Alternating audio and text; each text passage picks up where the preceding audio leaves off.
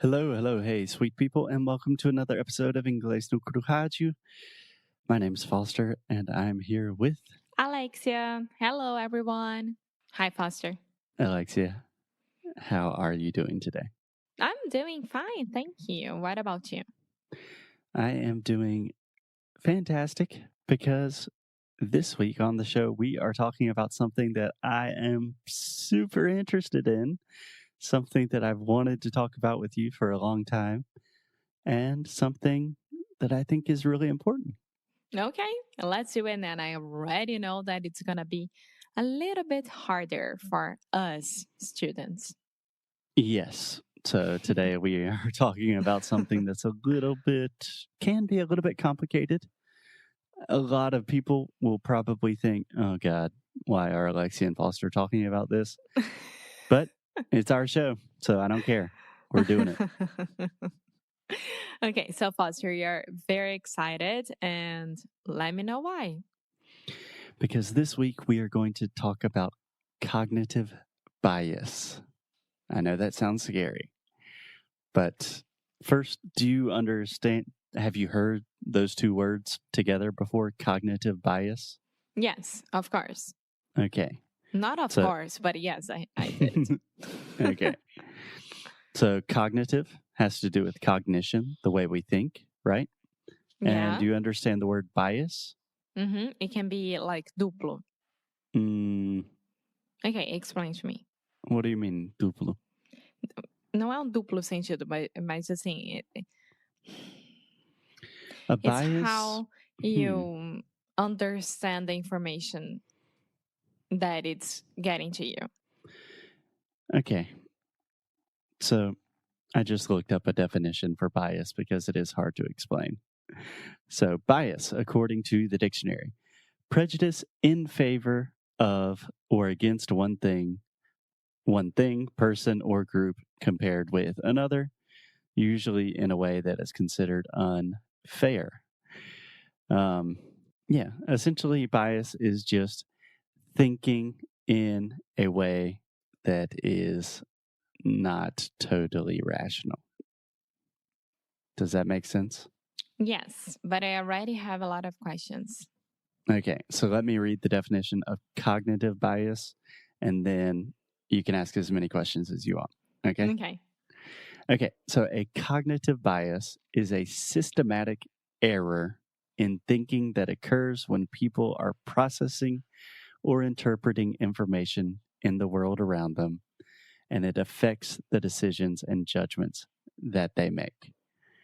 So, cognitive bias is an error in the way that we think or the way we process information. Questions? I don't know. Um so we all have the cognitive bias, right? It depends on how we read or receive the information. And then each one of us will make maybe the same decision or a different decision, right? Yeah. Essentially, that's right. So, there are a lot of different biases. And before we talk about that, in the singular form, we say bias. In the plural form, we say biases, cognitive biases. Okay. Cognitive biases. Perfect. So, imagine this, Alexia. You want to think clearly, right? If you have information, you want to make the best possible decision in all areas of your life. Do you agree with that? Yes, I do. You don't want to make stupid decisions that don't make any sense. Of course. No one wants. Okay. So, cognitive biases, these are the things that make you make such stupid decisions. Is that simple enough? Yeah. I'm just already looking for who to blame, you know? Who's making me make poor decisions? Exactly. Exactly. That's what I am right now. Where I am right now. So I would probably reframe that a little bit. And you don't want to think, who is making me make poor decisions, but is what is the process of that decision making? Why are you making those poor decisions? And that's how understanding cognitive biases will really, really help you. Mm-hmm. Okay. So, are we more or less clear on the general definition, the general idea of cognitive bias? Yeah, yeah, yeah. Okay. So, try to explain it to me in the most simple way. So, imagine you're talking to Bruna, who has never heard of cognitive bias.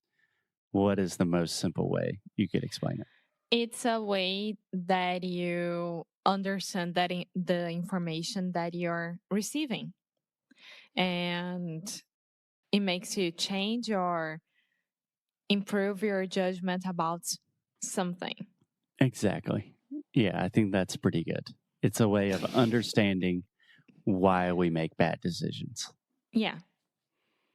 Okay, so I think it's easiest if we just start with one example. There are a lot of different examples of biases. We are just going to talk about some of the most important this week, but let's start with the anchor bias. Have you heard of this one? No. Okay, do you know what an anchor is? Uh-huh. Âncora. Yeah, like if you're in a boat, this is what is keeping you from moving, right? Yeah, yeah, yeah, yeah. So the anchor bias states that we rely on the first information that we receive, and then we base all of our decisions thinking about that first information that we received. Does that make sense? Yes, because it's like, for example, it's like watching the news about coronavirus, for example, when they first gave us the information what was happening around the world, you're going to rely on that forever because it was the first thing that you heard and it's the first information that you got, even though can be wrong or right. Exactly. So that's a really good example.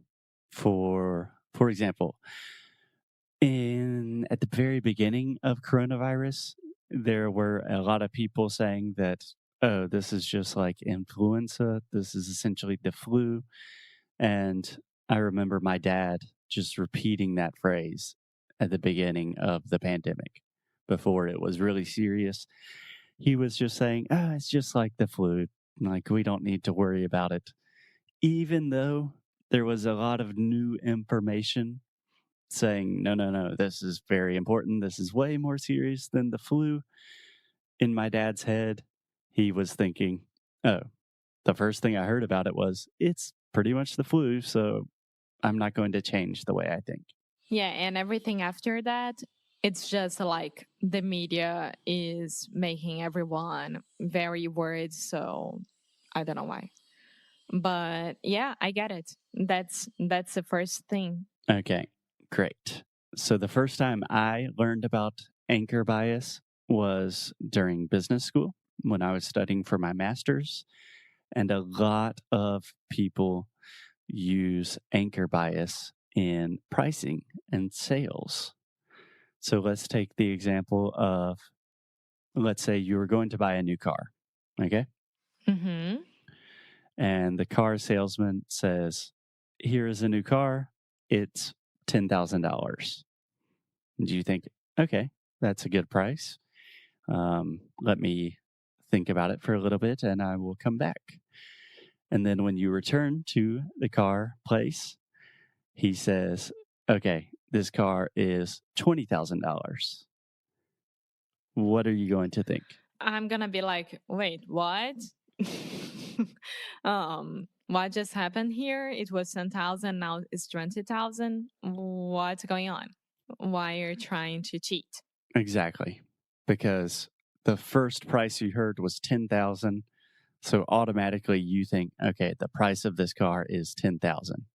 If he says more than that, then you are thinking that's too expensive.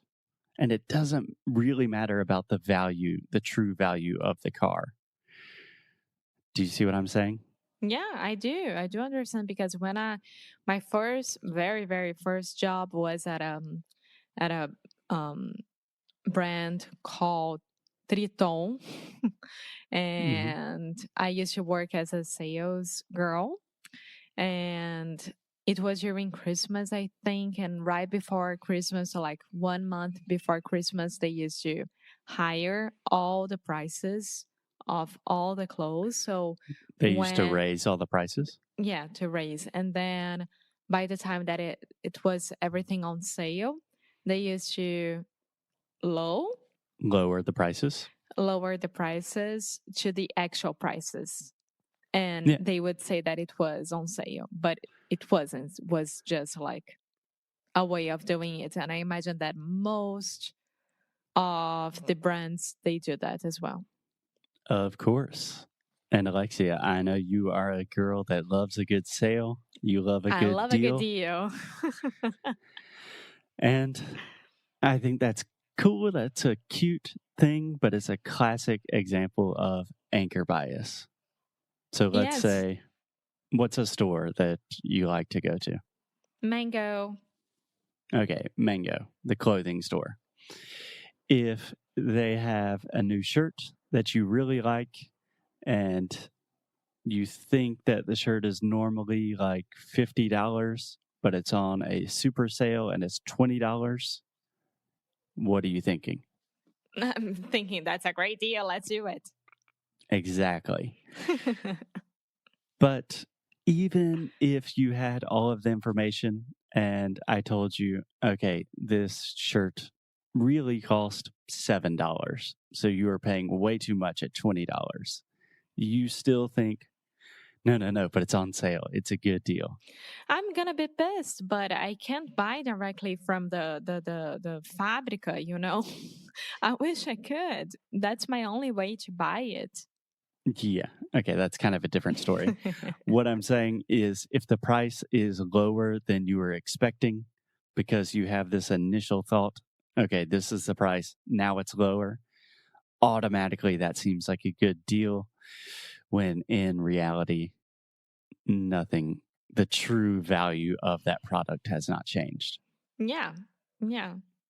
No, of course. I know that most of the deals that I like or that I really, really think it was a great deal, they weren't at all.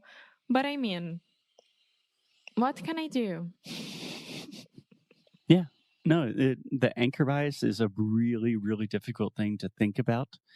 But a good way to approach it is if you are considering an idea or anything really, think about, okay, why do I believe what do I believe about this? What was the first piece of information that I heard about this?